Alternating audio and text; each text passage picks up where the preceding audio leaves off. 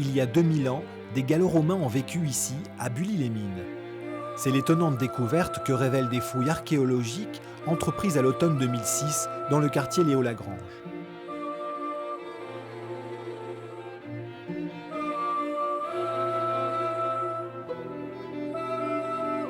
Durant 2 mois, des archéologues ont fouillé à cet endroit.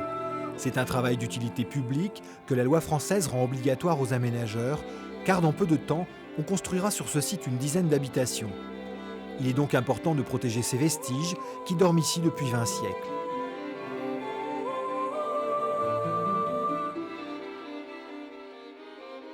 Vu l'ampleur du nombre des découvertes et leur rareté, Arte Développement et la Direction régionale des affaires culturelles ont décidé de réaliser une seconde opération de fouilles afin d'approfondir les recherches. À Bully, c'est aussi l'occasion de permettre aux enfants des écoles de la commune de rencontrer ce patrimoine et ceux qui l'ont mis à jour.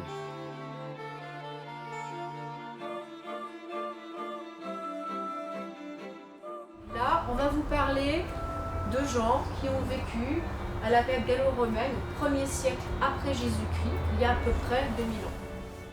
Isabelle Le Goff fait partie du groupe d'archéologues de l'Institut national de recherche archéologique préventive qui fouille ce site.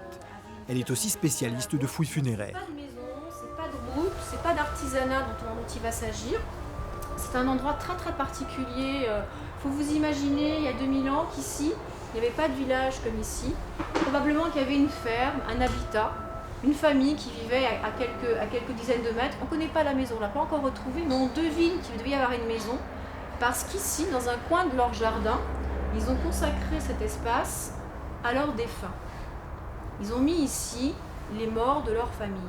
Alors je dirais que c'est une petite enclave, probablement dans une propriété peut-être privée, une enclave destinée aux morts. Donc c'est pas vraiment une nécropole, mais il y a quand même 5 ou 7, 8 défunts pour le moment, évaluer 7 ou 8 défunts, avec un secteur qui est consacré à la crémation, ce qu'on a sous les yeux, et un petit peu plus loin probablement, on a l'impression que c'est contemporain, un secteur consacré aux sépultures. C'est un petit peu, entre guillemets, l'espace funéraire privé probablement d'une ferme, d'un habitat, d'une petite villa qu'on ne connaît pas encore mais qu'on soupçonne proche. On est au 1er siècle, donc on n'est pas encore à un moment où le christianisme s'est diffusé. On est à un moment où la pratique crématoire est prédominante. Alors c'est une pratique romaine ancienne mais qui s'est implantée sur un territoire où vivaient des gens qui déjà pratiquaient l'incinération depuis le 4e, 5e siècle dans la région. La fouille du site de Bully-les-Mines a révélé 2 ensembles funéraires répartis sur une surface de 4300 m². Le secteur sud était consacré à la crémation des défunts, comme en témoigne encore un alignement de 5 bûchers. À cette époque, les rituels liés à la mort sont complexes. Pour son voyage vers l'au-delà, le mort est vêtu et chaussé. On considère aussi qu'il doit être accompagné par des objets du quotidien qui symboliquement l'aideront à vivre sa nouvelle existence. Cette pratique explique la découverte de coupes et de pots en céramique sur le lieu de l'incinération. Les restes consumés du défunt sont ensuite placés dans un vase ou un coffre de bois, puis enfouis dans un secteur dédié aux tombes, probablement celui qui se trouve près du site des crémations. On s'aperçoit que c'est un rite funéraire extrêmement complexe qui laisse des traces multiples. On a des bûchers, on a des structures qui contiennent des rejets de bûchers, de céramique cassée. On a des tombes, on a des vases déposés vides. Donc on perçoit les traces matérielles de pratiques funéraires probablement très très compliquées et qui sont loin des nôtres. Donc il faut faire l'effort de sortir de notre propre culture pour pouvoir donner sens à ce qu'on observe et ce qui a été pratiqué il y a quasiment 2000 ans. Illustration d'un rituel gallo-romain, la découverte d'autres céramiques volontairement brisées atteste qu'on se livrait à proximité des tombes à des libations, probablement pour honorer la mémoire du défunt. On a ici 3 pierres. Une là-bas, une ici.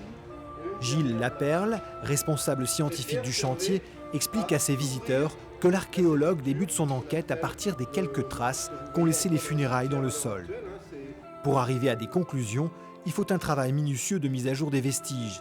Un relevé topographique précis du site avant le prélèvement des objets permet également de reconstituer les circonstances de leur abandon. Ça remonte encore par là.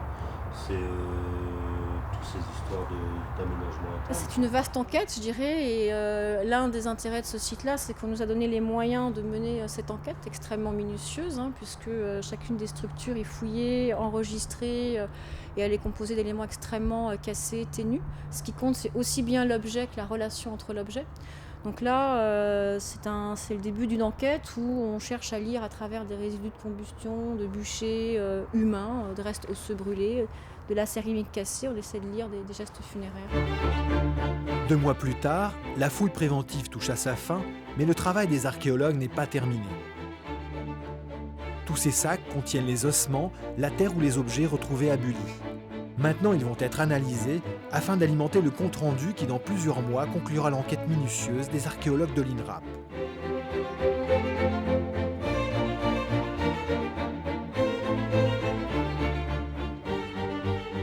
La phase tri va différencier le refus de tamis, les différents types d'objets ou de choses découvertes dans les tamis, afin d'envoyer ces refus de tamis à différents spécialistes. Les charbons de bois vont être étudiés par un anthracologue, les fragments de céramique vont être étudiés par un céramologue, le fer va être étudié par un spécialiste. On trouve beaucoup de clous, soit des clous de charpente, des clous de chaussures, des choses comme ça, dans les bûchers. L'aménagement nécessaire à la cité et à son développement a repris. Grâce à la collaboration de l'aménageur et des élus, l'archéologie préventive a permis de capter un fragment de notre histoire collective et d'en préserver les traces. La position d'Arte Développement, ça a été de valoriser au maximum ce travail. Dans ce cadre-là, on a essayé de profiter au maximum avec les archéologues afin de développer une certaine communication auprès des écoles, mais aussi auprès de la population locale, afin qu'ils puissent profiter pleinement de ce patrimoine qui leur appartient totalement. À Bully-les-Mines, ce patrimoine nous a ramené 2000 ans en arrière, à la période gallo-romaine. Il nous a appris qu'ici ont vécu les premiers habitants de Bully, qu'ils y sont restés durant plusieurs générations, sans doute assez heureux pour pouvoir rendre hommage à la mémoire de leurs défunts.